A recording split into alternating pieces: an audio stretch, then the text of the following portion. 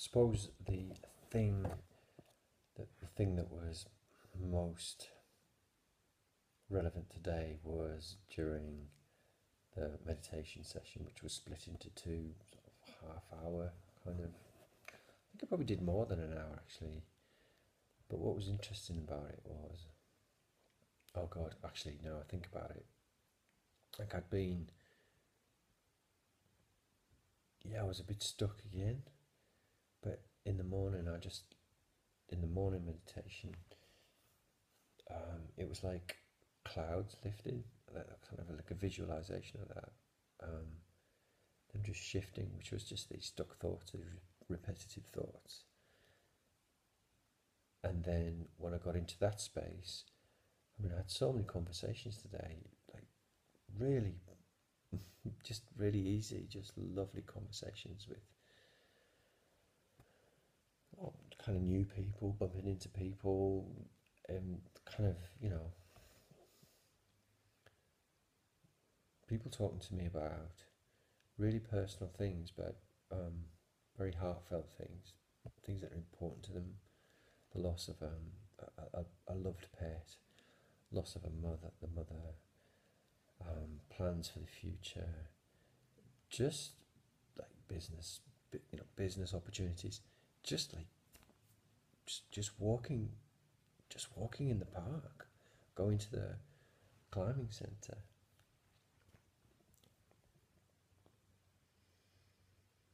And then in the second meditation, which was another half hour, but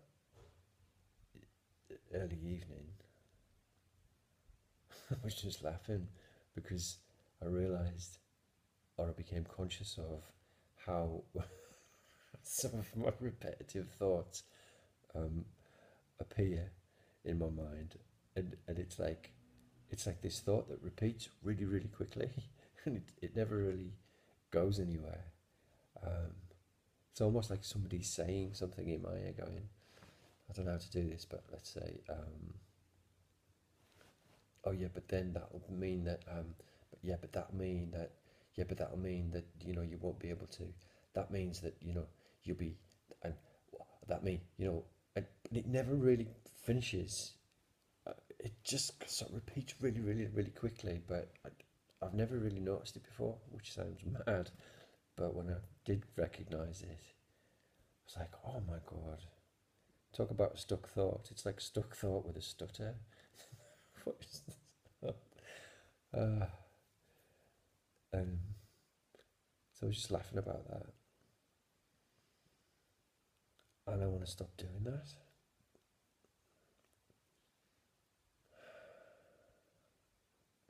At least let my thoughts be how I start and a middle and an end, and continue, rather than this kind of, it's kind of like this. I don't know if you can see that. It's like this really quick, repetitive, stuck thought.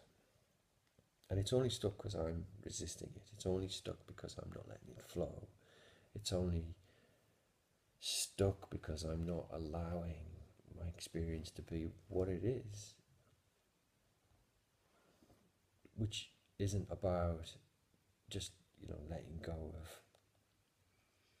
any kind of value judgments, any kind of personal boundaries. I'm not talking about that. I'm talking about letting the thought return to its source, because the source of everything is love. I mean, that's just a really easy way of thinking about it. If the source of everything is love, and I hesitate to say I firmly believe that, I have to be really transparent and say that's an idea I'm playing with. It's one I really want to believe. It's one that I do believe. It's one that's gathering momentum in my mind. It's gathering strength. It's gathering other thoughts to it that match.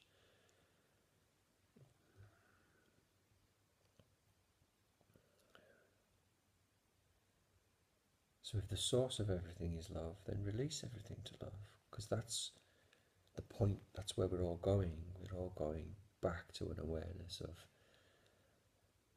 our connection beings and our origins in love, and that fear and separation and lack and limitation and all of that other stuff that comes with that, the need to protect ourselves from each other, the need to be separate, the need to, yes, we need to have personal boundaries, yes, we do.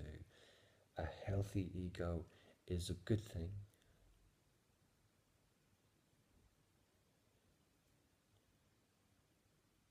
Yes, we need all those things, but we're going back to love, we're going back to connection, we're going back to recognizing our innate oneness with all of life. You know, if I was saying this, if it was a Native American conversation, that would just be, yeah, okay, yes, we know that these are our traditions. You're talking absolute sense of the idea that that would somehow be contentious, is that the right word? Is becoming increasingly something I can't hold on to. That we do need to take our role as stewards of this of the planet, our mother, seriously. Play with the idea. Play with the idea that the Earth is a sentient being,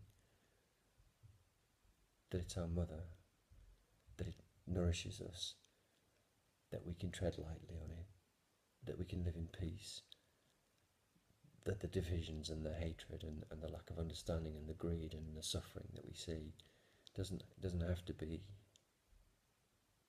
permanent for mankind, humankind, for all of the species, all of the beings on the planet, that is not the way it has to be for you, for me, forever. That this can change, and it changes massively when we begin to have a different relationship to our own thoughts and our own feelings.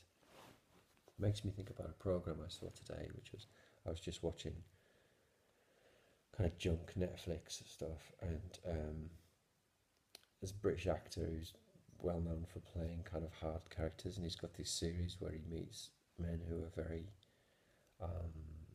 who've had very extreme lives. Either they've been soldiers or they're involved with crime. And one thing that struck me about all of the characters were how authentically themselves they were. I think everybody that, Danny, I said his name now, Danny Dyer, everybody that he talked to, they were very, very authentic. But I also had a feeling that for those men, for some of them at least, very strong emotions, difficult to deal with. And I thought they'd all found ways of dealing with those. As immaturity, but when they were younger, perhaps it was harder for them. So there's something about the kind of violence, there's something about the separation, there's something about all of that, which is, I think there's a very strong, obviously, very strong emotional component. And our thoughts and our feelings, our thoughts and our emotions are so closely linked, it's like flicking a switch. You think about something, boom, there's the feeling.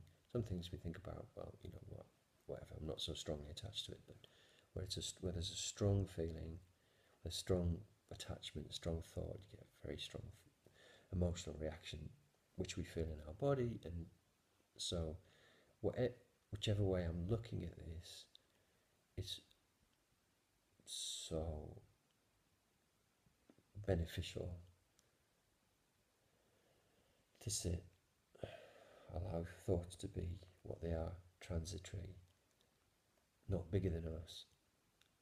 We're bigger than the thought because we're the space that the thought occurs in, we're the beingness that the thought occurs in, and somehow along the way we've lost sight of this.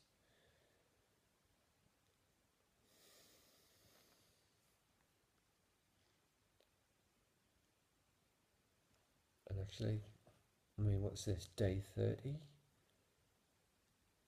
So it's 30 hours of meditation, and at this moment, seeing things very, very differently. It's not much, is it? 30 hours, come on. It's not much.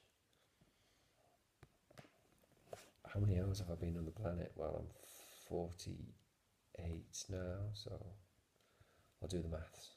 I can't do the maths now, I don't think so. 48 years. I don't even know how many hours in a year. I'm rambling now. I'm going to sleep.